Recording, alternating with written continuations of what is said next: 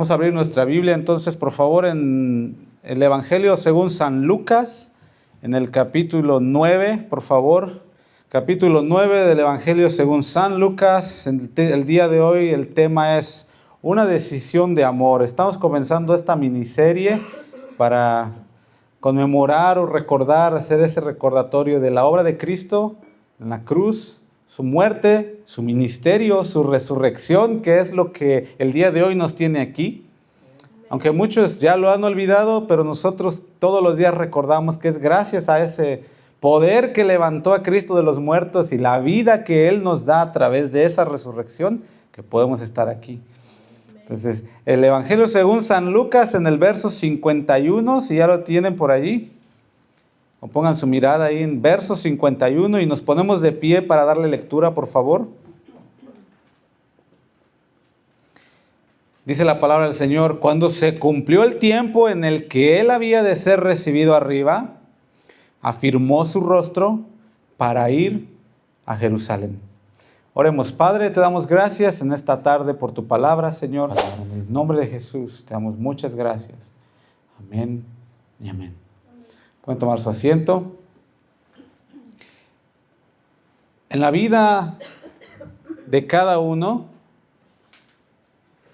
hay decisiones que vamos a tomar y que van a cambiar completamente el rumbo de nuestra vida, ¿verdad? Por ejemplo, los hermanos, el día que se casaron, cambió completamente el rumbo de su vida, ¿sí o no? Gracias.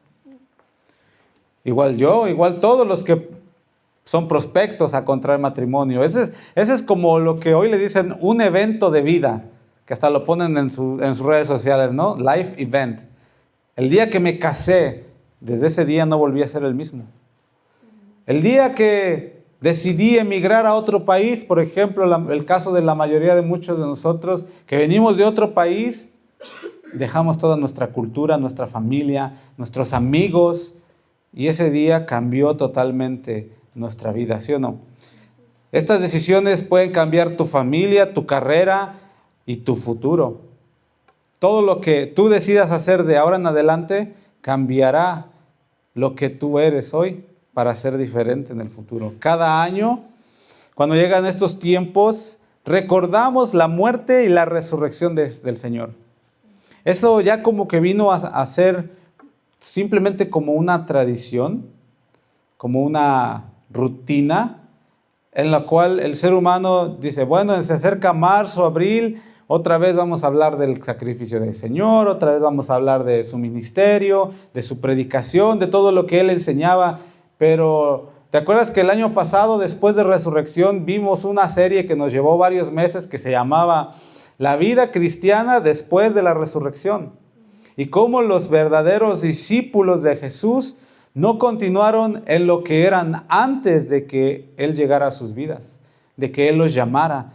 Fueron totalmente distintos. Impactaron a su generación, a su pueblo, a su nación, que al punto que hasta el gobierno extranjero los andaba correteando porque trastornaban, decían algunos, trastornan la fe, las creencias que ya tenían.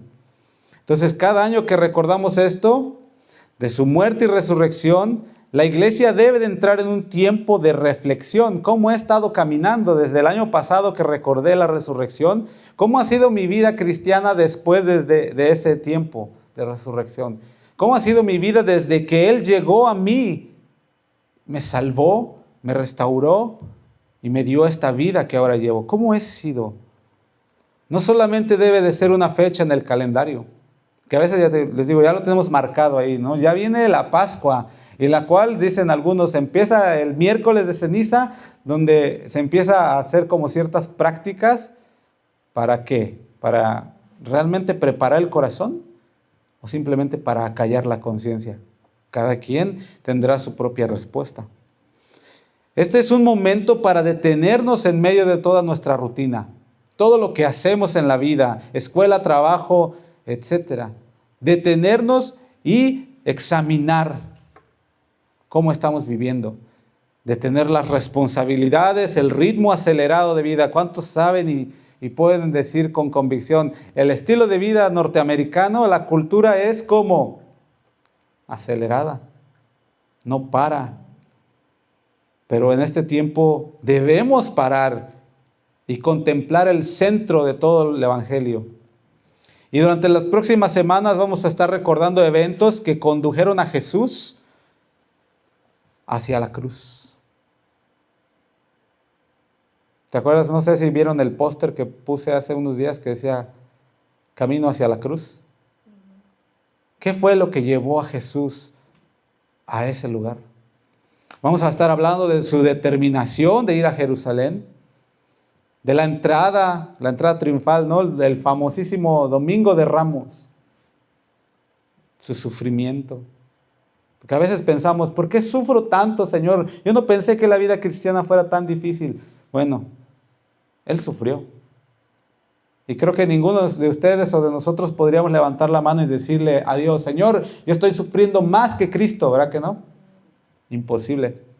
Y finalmente vamos a hablar, al final de este tiempo, de su victoria sobre la muerte, porque ese es el común denominador de todos los verdaderos cristianos. Él venció a la muerte. Amén. Antes de llegar a ese episodio, es importante que hagamos algo que, como dije anteriormente, se olvida hacer en este tiempo: preparar el corazón. Haz de cuenta que lo vas a cocinar. Saca tu corazón y empieza a prepararlo. ¿Cómo lo harías para cocinarlo? En el altar del sacrificio. Ay, no, como se suena muy sanguinolento eso, ¿no? Muy raro. No, la Biblia nos enseña que cuando nos acercamos a Dios, debemos hacerlo con un corazón sensible. ¿Qué es sensible? Un corazón de carne. A ver, el que está a tu lado, voltea a verlo y pellízcalo, a ver si no siente. Dile, ¿qué sentiste? Así debe sentir el corazón. Esa sensibilidad. Nadie de ustedes tiene un pellejo de cocodrilo, ¿verdad? Que lo pellizcan y no siente. No, eso es lo que debe de hacer el corazón. Ser sensible, humilde. Durante todo el Sermón del Monte hablamos mucho de eso. El que es pobre en espíritu es el que dice, Señor, ese del que están hablando soy yo. Si es que eres tú. Si no, ¿qué es lo que hace el corazón humilde? Ah, qué bueno. Gracias, Señor, te doy porque no soy como el resto. ¿Te acuerdas de esa parábola del publicano y el fariseo? Te doy gracias, Señor, porque yo no soy como el hermano de allá atrás, que es bien carnalote. No, si tú no estás pasando esas situaciones de las cuales se mencionan, ¿qué hace el humilde? Gracias, Señor, porque hasta el día de hoy me has sustentado. Ese es un corazón humilde y un corazón dispuesto a examinarse delante de Dios. Aquí está abierto, una operación a corazón abierto. Mira, Señor, dentro de mi corazón hay esto. Cuando hablan del autosuficiente, ese soy yo, Señor, perdóname, cada vez batallo más con eso. Pero aquí está, yo lo expongo el día de hoy. Cada vez que hablan de la avaricia, ese soy yo, Señor, pero no sé por qué mi corazón es tan avaricioso. Ayúdame, ese es un corazón humilde. Cada vez que hablan del corazón que es de este y este y este, ese soy yo. Porque la cruz no simplemente es una historia para recordarse. No es solamente un pedazo de madera que se pone en las iglesias o afuera de las iglesias o se anda cargando en el cuello como un símbolo. Eso no es la cruz. La cruz confronta. Porque la cruz fue el juicio de Dios sobre el pecado en la vida de Cristo Jesús. La cruz confronta el pecado de cada uno de nosotros personal. La cruz nos confronta también con el amor de Dios, porque de tal manera amó Dios al mundo que dio una demostración de amor que nadie en la historia jamás podría igualar. La cruz también nos confronta con la decisión que cada uno debe tomar respecto de Cristo. ¿Has oído de Cristo? ¿Te acuerdas cuando le dijo a los discípulos, ¿quién dice la gente que soy yo? Cada uno tenía su opinión.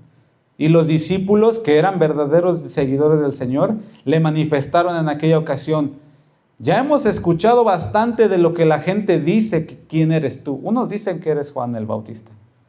Otros dicen que eres este. Y otros dicen que eres aquel. Y otros dicen que eres un ángel. ¿Quién dicen ustedes que es Cristo? ¿Te acuerdas de aquel atrabancado? Su respuesta fue correcta, pero su actitud estaba contraria.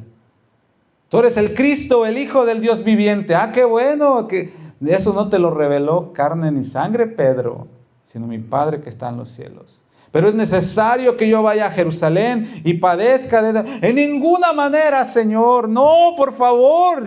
Estamos viviendo un momento en el cual nunca antes habíamos... No, por favor, no.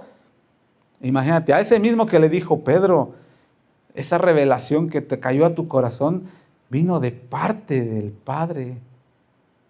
Y luego le dice, apártate de mí, Satanás. Oye, espérate, ¿cómo puede haber ese cambio tan drástico? Bueno, así es el proceso de formación.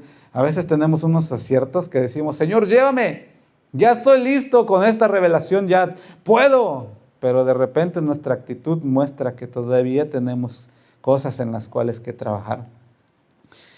Por eso la cruz nos confronta con esa decisión que cada uno debe tomar respecto a Cristo. En este primer mensaje vamos a detenernos por un momento que debe ser muy significativo en nuestra vida, así como lo fue en la vida de Jesús. El momento en el que Él tomó la decisión que haría posible nuestra salvación. La Escritura dice, lo que leímos ahí en Lucas 9:51, cuando se cumplió el tiempo en el que Él había de ser recibido arriba, afirmó su rostro para ir a Jerusalén.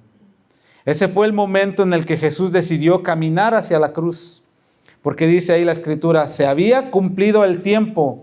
Estuvo 3 años y medio con sus discípulos, desde que fue bautizado, cuando comenzó su ministerio y fue a ver a Juan el Bautista y lo bautizó. Y tú sabes la historia, y empezó a caminar y lo empezaron a seguir. Y de ahí habían pasado 3 años y medio. Pero había llegado el tiempo en el que debía ir a cumplir a lo que había venido, el propósito por el cual había sido enviado.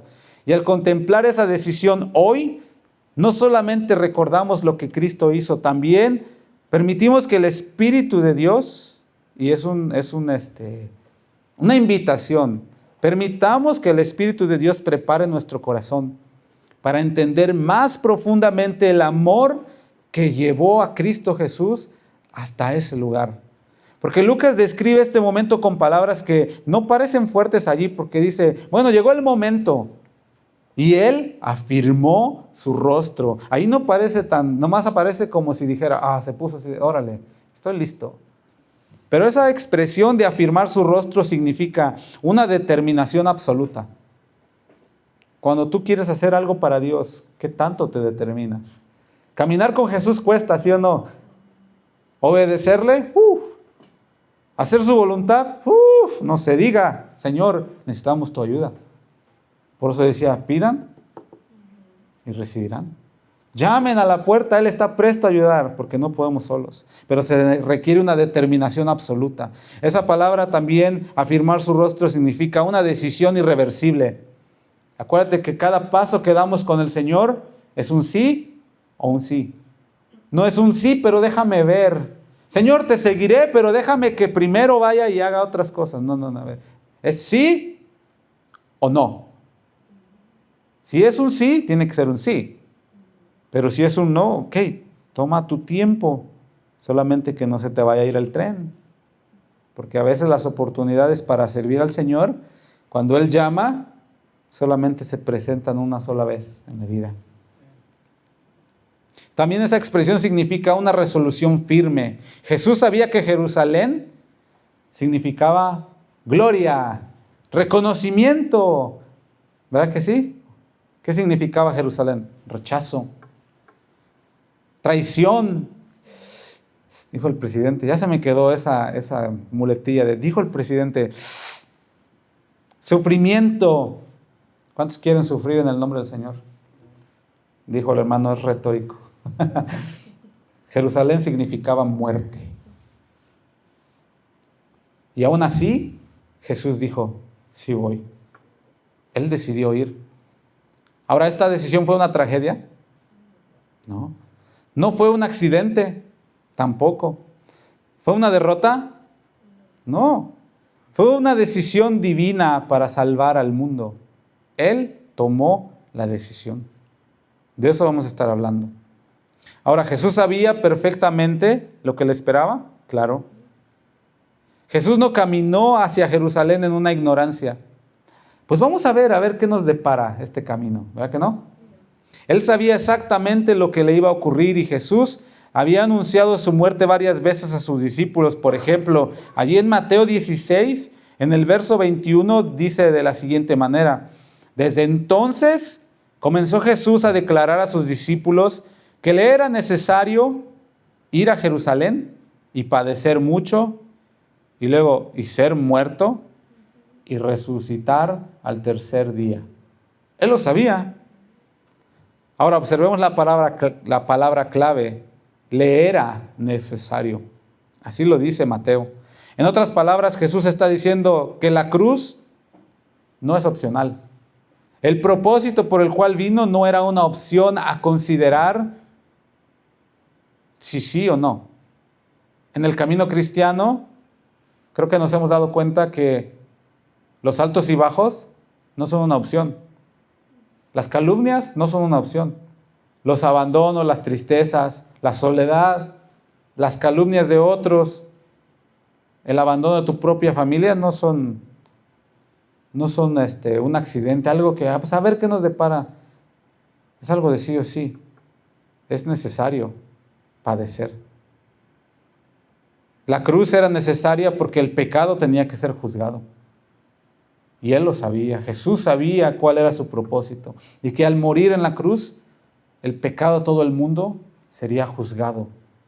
Y la justicia de Dios sería satisfecha. Eso es lo segundo que la cruz representa.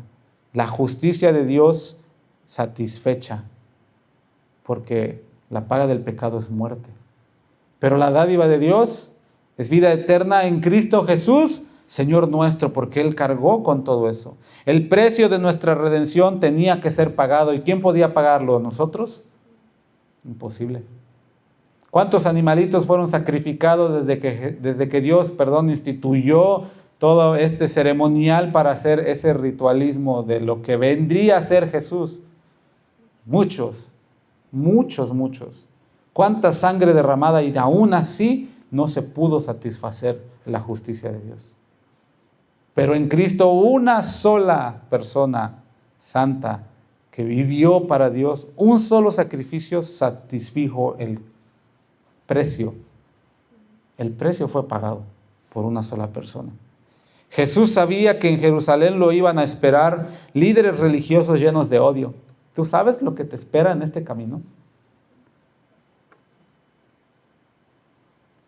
Lo iban a esperar un juicio manipulado, comprado. Hicieron tranzas ahí para juzgarlo. Soldados romanos que eran bien buena onda, esos eran bien amigables, eran crueles, no iban a tener compasión. ¿Te imaginas el nivel de tortura con el cual lo trataron? Es increíble que una persona pueda tener ese tipo de frialdad para poder torturar a una persona hasta ese grado. Si a veces cuando vemos que una persona se dobla el tobillo y tiene un esguince o se fractura, ¿cómo se siente?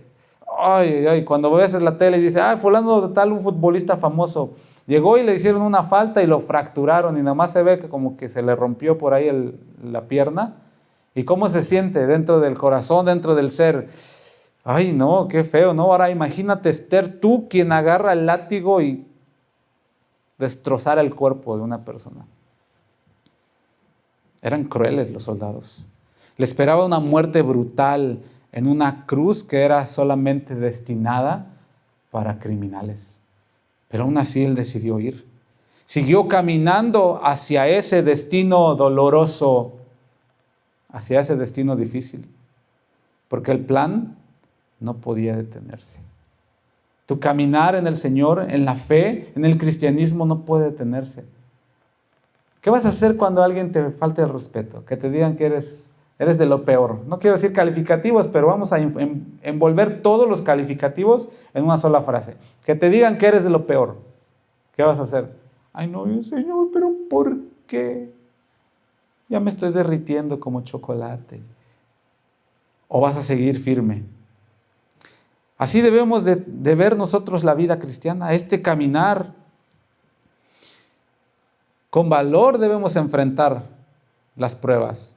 Con integridad debemos de enfrentar las calumnias y los ataques hacia nuestra persona, sabiendo de quién hemos aprendido. Porque ejemplo nos dejó, dice el apóstol Pedro en su epístola, ejemplo nos dejó para que sigamos sus pisadas. Él podía haberse defendido. Y cuando Pedro, en aquel episodio donde lo arrestaron en el Getsemaní, llega y saca la espada y dice: yo te defiendo, Señor, yo te dije que iba a ir contigo hasta la muerte y a las pruebas me remito. Sacó la espada y le mochó la oreja al otro, ¿verdad? Porque ahí nació el famoso mocha orejas. ¿Quería mocharle la oreja? Quería matarlo. ¿Pero qué le dijo Jesús?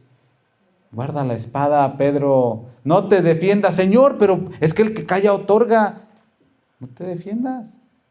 Si te dicen que eres de lo peor, ¿qué vas a hacer? Pues soy de lo peor, ¿no? Pues ya qué. Esa es tu perspectiva. Pero ¿qué piensa Dios de ti? Eso es lo que debe importar. No, pero es que tú eres esto y eres el otro y aquí y allá. Ok, sí soy. Si tú dices que soy. Pero lo que me importa es lo que piensa Dios de mí. Eso es lo que debe importarme. Jesús mismo dijo: en el mundo tendréis aflicción, pero agüítense, porque no hay poder humano que los salve, así dice. Pero confiad, esa es la verdadera fe, ese es el verdadero corazón del cristiano. Yo confío en ti, Señor, a pesar de que me digan que soy de lo peor. A pesar que digan que mi vida no da testimonio, si yo sé quién soy en ti y que mi vida refleja tu carácter, aunque digan misa. Porque esto a veces la gente lo agarra como una excusa. Porque a veces cristianos, y no vamos a mentir, no vamos a disfrazar ni tapar el sol con un dedo.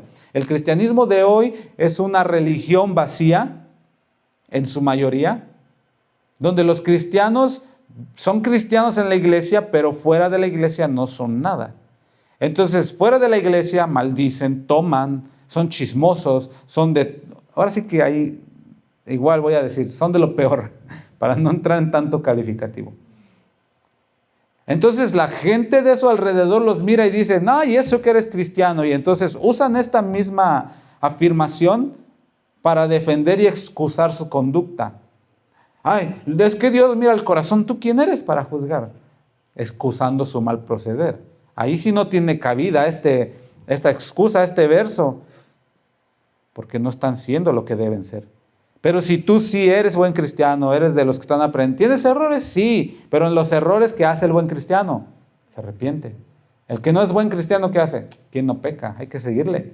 Hay que seguir dándole. Aquí no pasa nada. Dios es amor. ¿Sí o no, hermanos de la cámara? Dios es amor. Y aquí no pasa nada. Él perdona, Él sabe nuestra condición. Pero eso no es excusa para que hagamos lo que queremos, para que vivamos como queremos.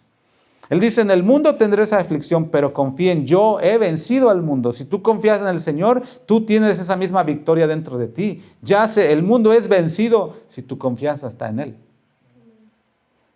Pablo le dijo a Timoteo, en 2 Timoteo 3:12, todo el que quiere vivir piadosamente en Cristo Jesús va a ser aplaudido por el mundo, va a recibir Óscares, va a recibir premios Lo Nuestro, va a recibir el premio ARPA al mejor cántico cristiano, va a recibir el premio Micrófono de Oro a la mejor predicación expuesta ¿así dice? ¿Cuántos quieren vivir piadosamente? ¿Qué significa piadosamente? Agradando a Dios. Todos los que quieren vivir piadosamente en este mundo, siguiendo al Señor, sufrirá persecución. Eso no es lo que yo estoy viendo alrededor. Cristianos, háganle conmigo así, entre comillas, cristianos que el mundo los aplaude. ¡Ah, qué buena onda! El otro día estaba viendo un video del famoso predicador cristiano Dante Hebel, que estaba hablando de Cristian Castro. Estaba diciendo: llegó a nuestra iglesia Cristian Castro. Y cuando lo vi le dije: pásale para acá, muchacho. Y él se sintió avergonzado, dice, porque pues no tenía ni intención de ir a la iglesia, pero simplemente por alguna razón terminó allí. Entonces cuando él llegó dice que nadie lo juzgó, nadie lo vio feo, nadie lo criticó, nadie dijo, ay, qué mundano. Y el pastor, imagínate el pastor, ¿qué debemos de hacer según dice Hebreos con el pastor? Ver el resultado de su conducta e imitar su fe, ¿no? El pastor Dante le dice a Cristian, súbete aquí. Y empezaron los dos a cantar una canción de Cristian Castro. Y empezaba este señor diciendo, el tiempo que duró nuestro amor. Y se pusieron a cantar en el púlpito. ¿Será que eso es persecución? Porque Cristo dice, vino a amarnos y no a rechazar. Es una media verdad eso. ¿Cristo vino a amarnos? Sí. Pero vino a juzgar nuestro pecado en la cruz, para reconciliarnos con Dios. Pero ahora en el púlpito, no es que nosotros no debemos juzgar, sino de recibirlos. Y luego dice el pastor Dante, allí cuando estábamos cantando aquella canción, Cristian Castro le habló a su mamá y le dijo, mamá, estoy en la iglesia y no sabes cómo se aman estas personas. ¿Será? ¿Ese es el tipo de amor que Jesús manifestó en la cruz? Nosotros, igual que Jesús, debemos saber lo que nos espera. Persecución. Aún así, debemos decidir seguir adelante por amor a aquel que nos llamó. Porque nos llaman radicales. ¿Cristo Jesús fue radical en su predicación? A unos les dijo, ¿ustedes qué piensan que por aquellos sobre los cuales cayó la torre en fulano tal lugar, piensan que porque se los aplastó la torre eran más pecadores que ustedes? Les digo, de cierto les digo, que si ustedes no se arrepienten, igualmente perecerán. No, espérate Jesús, ese mensaje está muy subidito de tono, dirían los predicadores de hoy. Ese mensaje está siendo exclusivo, está haciendo exclusión, y en esta generación lo que buscamos es la inclusión. No la exclusión, sino la inclusión. Es un mensaje muy diferente. El cristiano de hoy debe saber que a pesar de que el mundo nos persiga, nos tachen, nos calumnien, la promesa de Jesús sigue vigente, que en el mundo hay aflicción y habrá y seguirá habiendo aflicción. Aflicciones de todo tipo. Aprendimos la semana pasada, ¿no? Las tormentas llegan, sí o sí, sobre todos. Pero la promesa es, confíen en mí, yo ya vencí al mundo. Entonces, eso es lo que debemos nosotros como Cristo. Él sabía lo que le esperaba y aún así no se negó. Los mismos de su nación lo juzgaron. Los mismos que él discipuló por 3 años y medio lo abandonaron en el momento en el que tenía que enfrentar esa prueba. Y aún así continuó. Eso es lo que nos deja de ejemplo. Hay que continuar. ¿Cómo está tu cristianismo en este tiempo? Como que se quiere apagar, como que está bien, está firme. Sigue adelante, no te desanimes. Sigue confiando en Él. ¿Te dicen que eres esto? Sí. Una vez a un hermano le dije, lo que usted pueda pensar de mí, creo que ya llegué al tope, ya no hay más. Lo único que podrían más decir de mí es que, no sé, tal vez que soy un X, ahí le pongo una X nomás para que ustedes piensen. Mucha gente va a pensar muchas cosas diferentes de nosotros. ¿Pero de qué estamos hechos cristianos? ¿De chocolate? ¿Dónde está fundada tu fe? ¿En la roca o en la arena? Hay que seguir. Jesús sabía lo que le esperaba y aún así fue. Número 2, Jesús estaba cumpliendo el plan eterno de Dios. La cruz no comenzó en Jerusalén, comenzó en el plan eterno de Dios, en su corazón. Desde el Génesis, cuando Adán y Eva desobedecieron. Dios desde allí hablando, y enviaré. Va a haber un momento de redención para que esto que se rompió aquí vuelva a ser restaurado. Y ahí implícitamente estaba hablando de Cristo Jesús y de su genealogía y de su generación que vendría. A la mujer le dijo de la serpiente, no, pues tu generación le va a pisar la cabeza y la serpiente le va a morder a tu generación en el talón. O sea, va a haber una enemistad, pero va a haber restauración. La generación de Eva, ¿quién iba a ser? Caín y Abel.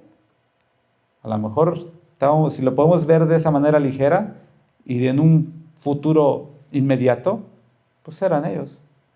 Pero de Abel se fue una generación, y si la estudiamos todo, decía el hermano la otra vez, y abrimos Mateo capítulo 1 y vemos toda la genealogía de Jesús, vemos desde dónde llegó hasta el momento en el que nació Cristo de ahí. ¿Y cómo es que hubo tantos personajes que ni siquiera se podían contar como dignos? A Dios le plació, así como le plació llamarte a ti para cumplir un propósito. El plan de Dios eterno comenzó desde allí. Desde el principio Dios ya había revelado que el Mesías sufriría en Isaías 53. Isaías, estamos hablando de miles de años antes de Cristo. Dice Isaías 53:5, mas Él herido fue por nuestras rebeliones, molido por nuestros pecados. Todavía no había manifestadose la promesa y el profeta ya estaba hablando de parte de Dios.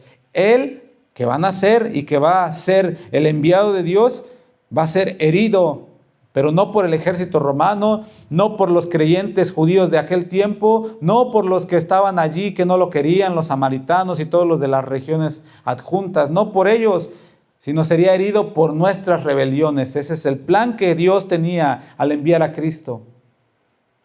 Y Él no se negó a cumplirlo. Para esta hora he venido, dijo. Molido por nuestros pecados. Y literalmente podemos ver, si leemos los evangelios en conjunto, vemos y los unimos como en una imagen, podemos ver cómo lo trataron, cómo lo acabaron, lo molieron, literal, y lo expusieron a vergüenza. ¿Tenía él necesidad de hacerlo? Pero lo hizo por amor. Siglos antes del nacimiento de Jesús, el profeta ya había anunciado que sería herido, despreciado y que cargaría con los pecados. También en el libro de Hechos, el apóstol Pedro, cuando predicó a aquellos que estaban allí, en el capítulo 2 de Hechos, verso 23, dice, a este, hablando de Cristo, porque les empezó a hablar de Cristo, a este que ustedes entregaron al gobierno de Roma, entregado por el determinado consejo y anticipado conocimiento de Dios. Ustedes lo entregó, ustedes fueron quienes simplemente ejecutaron lo que ya Dios había puesto en el plan, que Cristo muriera, padeciera, fuera crucificado, pero también que resucitara. La muerte de Cristo fue parte del propósito soberano de Dios para salvarnos. No estaríamos aquí. Simplemente ninguno de los que hoy están reunidos en una iglesia podrían estar sentados en la silla donde están si Cristo no hubiera puesto su vida para salvarnos. Los hombres pensaron que estaban eliminando a Jesús. ¿Sí? Al fin, lo matamos. Imagínate, dijeron Caifás y el otro que estaban ahí. Imagínate si lo hubiéramos dejado avanzar. No, nos destruye toda la religión. En realidad, lo que estaban haciendo era cumplir el plan de salvación, sin imaginárselo. Imagínate en un momento, ellos diciendo, vamos a eliminar esto porque nuestra intención es preservar los santos de Dios, la ley, los profetas, las prácticas, las tradiciones que ya tenemos. Y Él viene y trastorna, porque nosotros decimos, el sábado no hay que hacer nada, pero Él llega y, oye, ¿por qué tus discípulos comen? ¿Por qué tus discípulos hacen esto? ¿Por qué tus discípulos no ayunan? ¿Por qué tus discípulos? Bueno, eso como que no se ve muy compaginado a las tradiciones de los judíos. Y Jesús decía, no, yo no he venido a abrogar la ley, sino a cumplirla. No tiene sentido, le decían ellos. Estás violando el sábado y ¿cómo dices que cumples la ley? Bueno, le vino a dar el verdadero significado a toda la ley. Muchos pensaron en aquel día que lo vencieron, que lo acabaron y que terminaron con su legado y con su ministerio. Está ahí colgado y le decían los soldados, si eres el Hijo de Dios, ¿por qué no te bajas de esa cruz? Muéstranos, a otros sanabas, ¿por qué no te sanas a ti mismo? A ver. A veces la gente tiene ese tipo de ataques contra los hijos de Dios. Pues no que eres cristiano, a ver, ¿por qué oras por las necesidades de otro y mira cómo te trae a ti Dios? ¿Qué pasa ahí? Yo simplemente soy parte de su plan, yo no sé qué Él tiene para mí, yo simplemente voy caminando y voy cumpliendo su voluntad. Si a Él le place, una vez dije, si a Él le place tenerme rentando toda la vida, Él me va a proveer para pagar la renta. Porque en alguna ocasión alguien me ofreció falsear por ahí unos números para aplicar para un préstamo de casa y que también me dieran. Y dije, yo no voy a hacer eso. Pero es que así puedes dejar de rentar y tener tu propia casa. Pues sí. ¿Sí o no? Sí se puede. Pero después vienen las consecuencias por andar haciendo fraudes. Yo no voy a hacer eso. Los que tenían el poder en aquel tiempo lo vieron como en su ministerio, en su caminar, lo vieron como una amenaza. Él va a destruir nuestra vida, nuestra religión. Y se determinaron a eliminarlo de la ecuación. ¿Alguna vez te has sentido así? Como que la gente te mira así de que si no podemos continuar contigo, necesitamos volarte la cabeza porque estorbas a nuestros planes. Así lo vieron a él.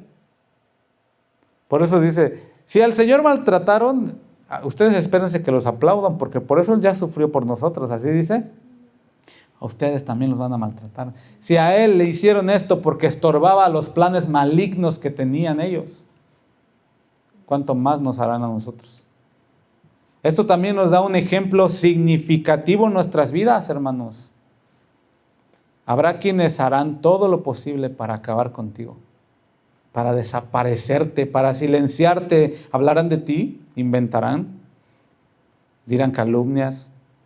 Aún podrán destruir tu reputación. ¿Qué vas a hacer el día en que delante de todos los hombres tú seas lo peor de lo peor? Ponte en tu mente la figura de Cristo Jesús crucificado delante de todo el pueblo, expuesto a vergüenza. ¿Ya vieron? Está muriendo como un ladrón. ¿Era un ladrón? Pero fue expuesto. A veces el cristiano de hoy dice, Señor, pero yo ¿por qué tengo que pasar estas cosas? Yo no quiero sufrir vergüenza. Ellos van a decir que yo soy esto, que yo soy esto, que yo soy un esto, que yo no quiero, Señor, porque tú sabes que yo no soy eso. Sí, exactamente, Él sabe que tú no eres y que eso nos baste. Qué duro es este mensaje, ¿verdad? Porque llegamos al punto de la resurrección y llegaremos el 5 de abril a hablar de la resurrección de Cristo. Pero muchas veces el poder de la resurrección de Cristo no es efectivo en nosotros porque todas estas cosas no las queremos pasar. ¿Yo por qué tengo que sufrir si Él ya sufrió por mí? ¿No dice ahí que Él llevó todas nuestras enfermedades? Todas nuestras dolencias, el castigo de nuestra paz fue sobre Él, toda nuestra vergüenza y todo nuestro vituperio fueron sobre Él, porque tenemos que sufrir nosotros. Es parte del proceso, es del plan de Dios. El formar el carácter de Cristo en cada uno de nosotros. Debemos de estar dispuestos, aun cuando destruyan toda nuestra reputación delante de otros, porque al hacerlo, ellos solo se hacen parte del plan de Dios. Y vienen a ser instrumentos que ayudan a cumplir la voluntad de Dios en nosotros. ¿Cuántos de ustedes quieren crecer? ¿En conocimiento? ¿En sabiduría? ¿En dones? ¿Talentos? ¿Cómo se forma eso? ¿Verdad? ¿Y la prueba de vuestra fe? ¡Ah, no, Señor, prueba! ¡No! Yo no quiero prueba. Entonces no eres cristiano. Ya se puso más dura la cosa, ¿verdad? ¿Somos cristianos? Amén. Romanos 8:28 dice, y sabemos que los que aman a Dios, todas las cosas les ayudan para bien. Aquí, palabra clave, sabemos. Y esto es importante, si tú eres hijo de Dios y sufres, te calumnian, pasas muchas pruebas y todo lo que ya mencioné, tú debes de saber que todas esas cosas ayudan a bien si tú amas a Dios. Si eres cristiano, si estás fundamentado en la roca, cuando llegue la tormenta de la escasez, todo me ayuda bien, Señor. Me estás enseñando dependencia. El cristiano a media roca, por no decir la otra palabra, que luego se me ofenden, a media roca de ese cristiano que se queda a la mitad. Cuando pasa escasez y dices, no, ¿por qué tengo que pasar escasez si soy hijo del rey? Yo soy hijo del Altísimo. Yo no tengo que pasar esas cosas. Pero ¿cómo vamos a aprender a depender de un Dios que provee si no tenemos necesidad? ¿Cómo? Debemos de saber que todas esas cosas ayudan a bien a los que aman a Dios. Es decir, cosas buenas y malas. Dijo Pablo, Filipenses 4:13, ¿no? Sé vivir pobre, pobre, pobre, siempre en la miseria. ¿Así dice? Sé vivir en abundancia y sé vivir en escasez. ¿Cómo es el que vive en abundancia? ¿Prepotente? ¿Altivo? Le dijo Santiago a los ricos, ustedes que tienen bienes de este mundo, no sean altivos. Eso va para los ricos de Face. No sean altivos. ¿Qué es lo que pasa hoy? El que tiene se subleva. El que prospera, mira así como sobre el hombro al otro. Miserable tú. ¿No? Dijo Pablo, sé vivir en abundancia. ¿Cómo es saber vivir en abundancia? Saber disfrutar cuando hay y ayudar. ¿Tienes abundancia? ¿Ves al hermano que tiene necesidad y cierras contra él tu corazón? Dijo Juan en su primera epístola. ¿Cómo? ¿Te acuerdas que ya hablamos de eso? ¿Cómo mora el amor de Dios en ti por el amor de Dios? Si tienes y no ayudas, ¿cómo dices tú que Dios te bendijo? Es bendición que tú mismo acarreaste, según bendición entre comillas. Es tu propia prosperidad, es tu dinero. Por eso lo tienes aquí. Ya le pegué el micrófono. Lo tienes aquí. Pero cuando es de Dios, sabes que Él dio y Él quitó. Sea el nombre del Señor bendito. Eso es saber vivir en abundancia y en escasez. Aún las cosas que no son tan agradables, las personas difíciles en tu vida, hoy con esta expresión ya pensaste por lo menos en una. Por lo menos. Si no es que ya tienes 40. No años, 40 personas en tu mente. Esas personas difíciles. Situaciones tan complejas que no sabes cómo lidiar con ellas. Todas esas cosas son instrumentos en las manos de Dios para forjar el carácter de Cristo en ti. La pregunta es, ¿quieres pasarlas? Todos quieren el carácter de Cristo en ellos. ¿Cuántos? ¿Los de atrás? Amén. Amén. ¿Y los de aquí adelante?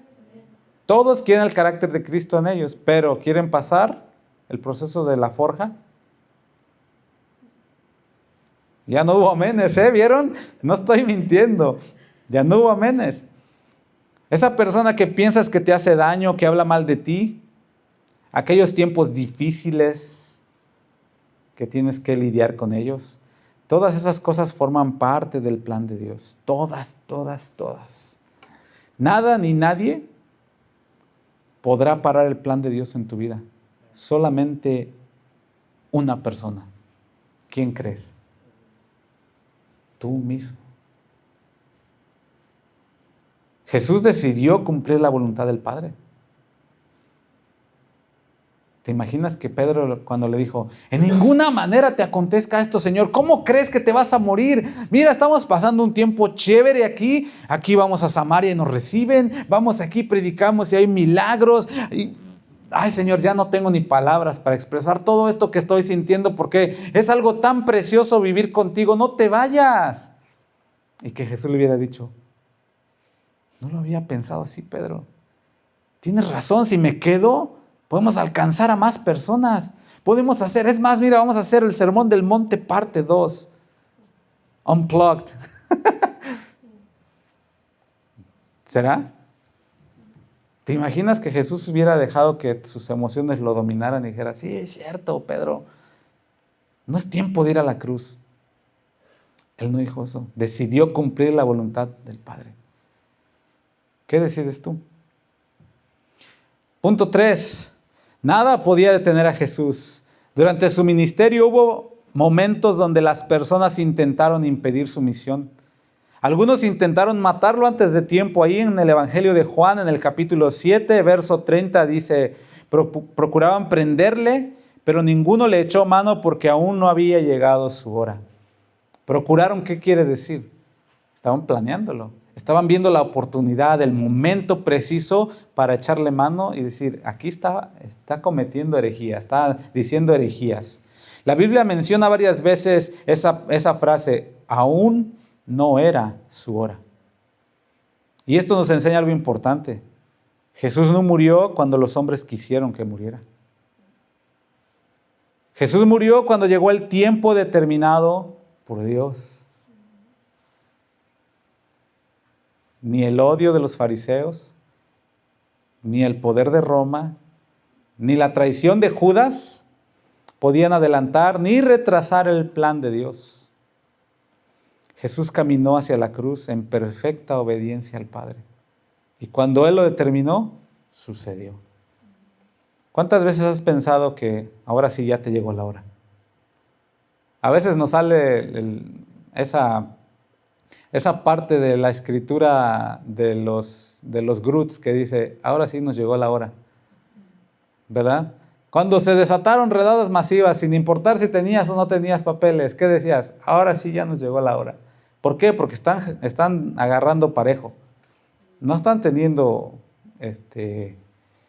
consideración con los que son ciudadanos. Luego ya está ni por el color de piel, nada. O sea, era parejo. Ya nos llegó la hora. O peor aún, ¿cuántas veces le hemos dicho a Dios, ya, que me llegue la hora? Ya no quiero seguir. En nuestro caminar vamos a encontrar este tipo de situaciones que nos exponen a terribles escenarios donde el corazón desfallece. De miedo, de angustia, de preocupación, de incertidumbre, al punto de desear que todo se acabe. ¿Sí o no? ¿Recuerdas a Job? Un varón perfecto y recto, temeroso de Dios y apartado del mal, según el testimonio que el mismo Dios daba de él. Job 1:1. Aún así, él, en todas esas cosas que él vivió, dice la Biblia, y en todo esto, no pecó Job. Wow, ¿tú podrías aguantar una prueba así, de ese tamaño? Así igual como Jesús. ¿Te acuerdas que de Jesús decía al Señor, este es mi Hijo amado, en el cual tengo complacencia? Los presumía también a Job, lo presumió así. ¿No has visto a mi siervo Job? Mira, diablo mentiroso. Mira a mi hijo.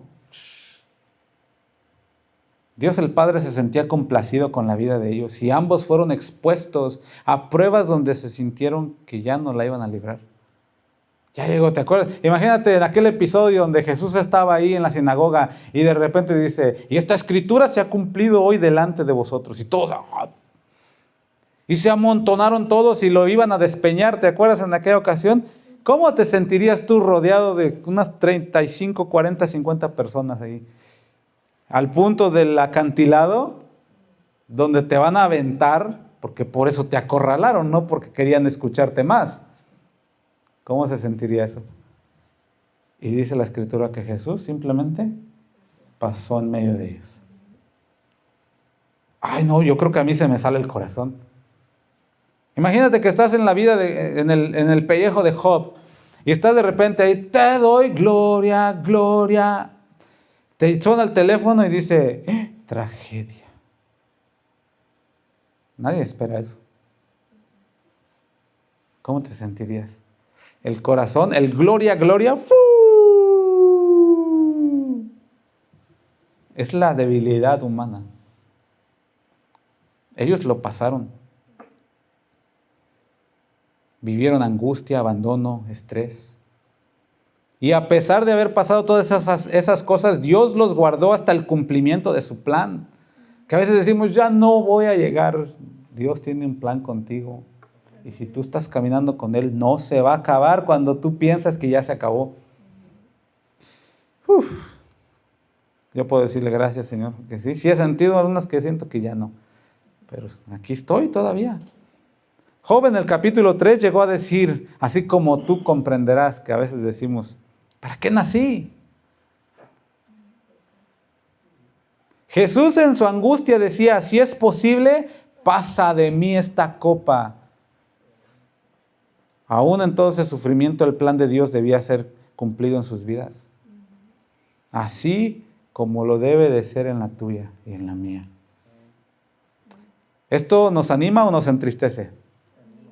Nos anima ¿a qué? A continuar nuestra peregrinación confiando en que nada puede detener el plan de Dios en nosotros, pero debemos decidir andar en obediencia por amor. Hebreos 5:7 dice, y Cristo en los días de su carne, ofreciendo ruegos y súplicas con gran clamor y lágrimas, fíjate, el Hijo de Dios siendo el eterno Rey y Señor, rogando con clamor y lágrimas. Él mismo lloraba. Dice, al que podía librarlo de la muerte. Fue oído a causa de su temor reverente, y aunque era hijo, por lo que padeció, aprendió la obediencia. Por lo que tú padeces, lo que sufres, las cosas que tienes que pasar, ¿cuál es el propósito? Aprender la obediencia. Si Él, siendo el Hijo de Dios, tuvo que pasarlo, ¿quiénes somos nosotros? Dice el verso 9, y habiendo sido perfeccionado, porque la prueba de vuestra fe produce paciencia. Esa palabra significa carácter, perfección, madurez. ¿Cuántos quieren un carácter maduro? Pero ¿cuántos quieren pruebas?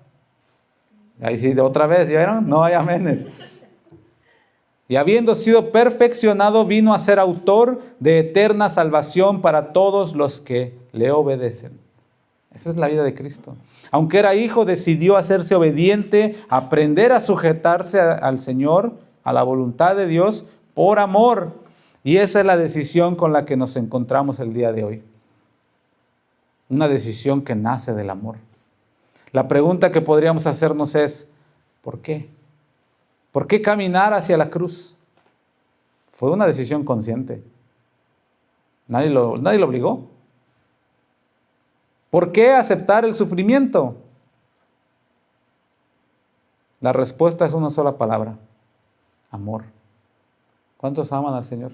Si me amas, guarda mis mandamientos. En San Juan 10:17 dice, yo pongo mi vida, nadie me la quita. Jesús no fue una víctima, Él entregó su vida voluntariamente. El apóstol Pablo lo explica así en Romanos 5:8, mas Dios muestra su amor para con nosotros en que siendo aún pecadores, Cristo murió por nosotros. Jesús no murió por personas perfectas, ¿o sí? Murió por pecadores. Murió por nosotros. Cada paso que dio hacia Jerusalén era un paso más hacia nuestra salvación y Él no se negó a tomarlo. Lo hizo. De modo que ahora podemos decidir vivir para Él. Esta es la decisión que confronta a muchos en estos días, especialmente en estos días. Él murió por nosotros por amor, pero nosotros no queremos vivir para Él por ese mismo amor. Ya no tenemos que morir, ¿o sí? Ya no. En estos días todo el mundo, tú pregúntale a todo el mundo acerca de Cristo, de la fe. Todos te van a decir y van a reconocer que son pecadores. Todos van a decir que necesitan un Salvador. Todos van a reconocer, yo peco y por eso dejo de comer carne. Y por eso me pongo la cruz de ceniza. Y por eso hago estas cosas y me pongo esos cactus de espinas y me pongo una venda negra y me voy clavado con amarrado con cadenas y clavado con esos cactus ahí en las procesiones que a veces hacen. Por eso, porque yo sé que soy pecador. Todos agradecemos porque Él puso su vida por nosotros. Gracias, Señor, porque yo no tuve que ser crucificado. Pero no estamos respondiendo congruentemente a ese amor. De tal manera amó Dios al mundo que dio a su Hijo unigénito. Romanos dice, Dios muestra su amor para con nosotros en que siendo aún pecadores, Cristo murió por nosotros. El cristiano del día de hoy dice amar a Jesús, dice amar a Dios, pero no muestra ese amor viviendo para Él. ¿No? El caminar con Dios es algo aburrido, algo pesado, algo impositivo, que me obligan, quieren cambiarme la mente, quieren obligarme a pensar así, quieren y lo ven como una carga, cuando no lo es. Debe ser una decisión por amor. Ahora no debemos morir literalmente para acercarnos a Dios, pero debemos vivir para Él. Y si ahora ya podemos vivir para Él, ¿qué es lo que debemos decidir hacer? Lucas 9:23. Si pones tu mirada ahí conmigo, atrasito de lo que leímos al principio. Lucas 9:23. Con esto voy a terminar. ¿Lo tienes? Dice, si alguno quiere venir en pos de mí, ¿cuántos quieren seguir al Señor? Niéguese a sí mismo. Tome su cruz los domingos, así dice, cada día y sígame. Seguir a Cristo no es solamente creer en Él. ¿Cuántos creen en Jesús? ¿Cuántos lo siguen? ¿Me repite la pregunta? Seguir a Cristo implica decisiones de obediencia. Esto es lo que yo quiero hacer. Pero esto es lo que Jesús dice que hagamos. Pero ¿cómo sabes? ¿Cómo sabes que eso es lo que quiere Jesús? ¿Cómo le explico a un niño de 5 años la teoría de la termodinámica? No se puede, ¿verdad? ¿Cuántos maduros hay aquí? ¿Cuántos saben que el que te guía, el que te lleva a toda la verdad, el que te da revelación, es el Espíritu Santo que mora en ti? Los que se preguntan, ¿y tú cómo sabes que es Dios el que está hablando eso? Es porque no tienen habitando dentro de ellos al que revela, al que inspiró la Escritura, al que impulsa al cristiano. Por eso cuando hablamos de decisiones de obediencia, que significa renunciar al pecado, dicen, Dios es amor, Dios sabe que somos débiles, ¿sí o no? Mismo Jesús lo dijo, el Espíritu está presto. Dentro de mí yo quiero seguir al Señor, pero ¿qué dice el otro pedacito? La carne. ¿Cómo es la carne? Hasta te van a agarrar la Biblia y te van a decir, ¿qué dice ahí? A ver, en serio, léeme, ¿qué dice ahí? ¿Cómo es la carne? Débil. Soy bien débil yo. Soy cristiano carnal. Mira, 1 Corintios capítulo 3. Ustedes debiendo ser ya maduros, son carnales, cristianos carnales, ¿ya ves? Existe la carnalidad en la iglesia. Tú eres el que eres el radical, te piensas el perfecto. No. Aquí no está diciendo esto Jesús, ¿verdad? ¿Quieres venir en pos de mí?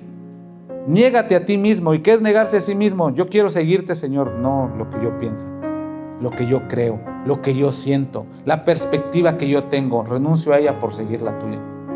Tome su cruz, y cruz significa muerte.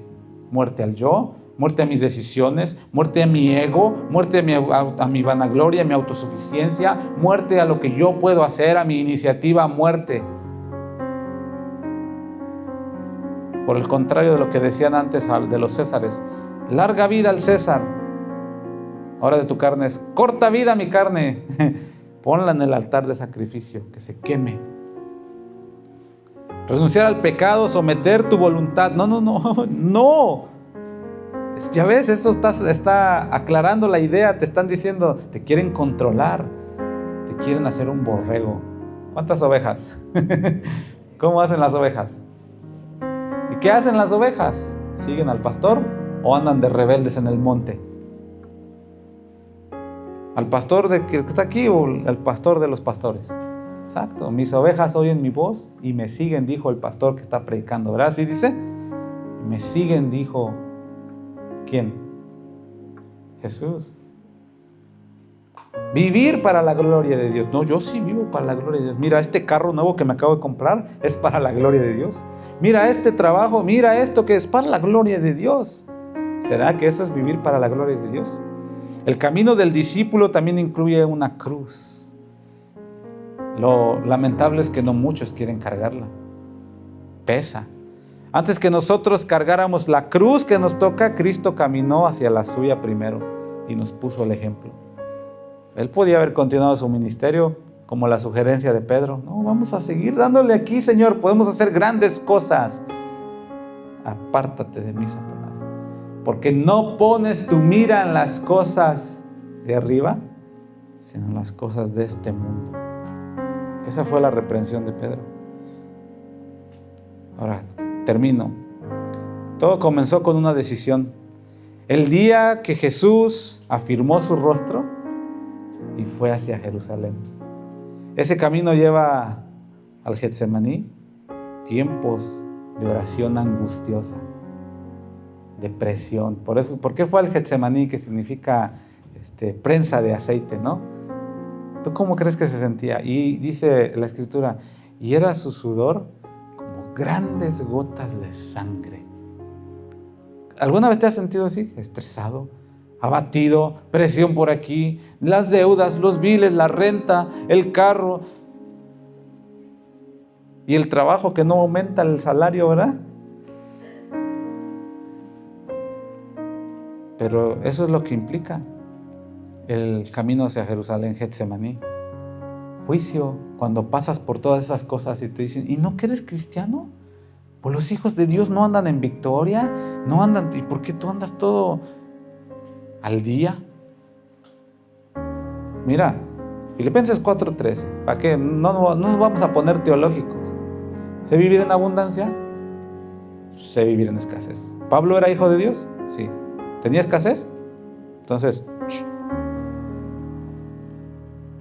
no, pero te empiezan a señalar. Y luego el Gólgota, la humillación pública, ir cargando la cruz hacia el monte, donde todos te ven.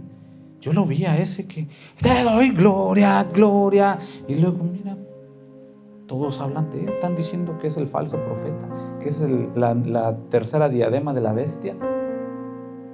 Esa humillación pública. No, mira, y no. Y decía que no, que la palabra y que no sé qué, y me volteé a tu alrededor, mira, ¿qué pasó? ¿Dónde está eso de la palabra y que no sé qué, y que la predicación? Y que... humillación. Y luego, la cruz. Porque a la gente no le basta simplemente ver y señalar, mira, hasta que te acaban. La muerte. ¿Pero qué vas a hacer? Ay, Señor, yo no sé por qué tengo que sufrir estas cosas. Si es posible, pasa de mí. Pero si no, hágase como tú quieres y no como yo quiero. Pregunta, iglesia, con esto termino. ¿Será que Dios quería que Jesús fuera expuesto a ese vituperio? ¿En el camino a la cruz? ¿En el camino a la humillación? ¿En el camino a la muerte? ¿Sería que Dios quería? ¿Qué crees? Sí quería. Porque Él, así lo dijo el profeta, Él cargó con todo eso.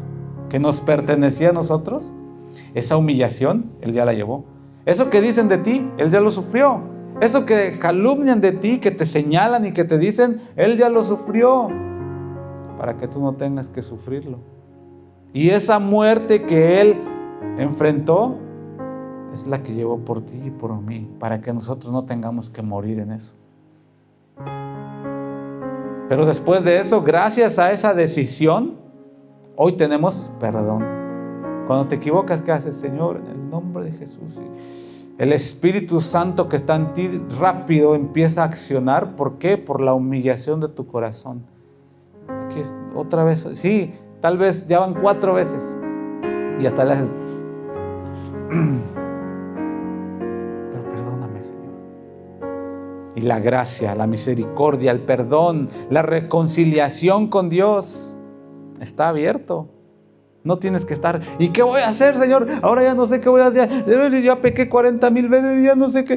Ay, me espera el infierno. No. Perdóname, Señor. Restáurame. Y la gracia. Haz de cuenta que hacen así como ese soplo de... Gracias, Señor.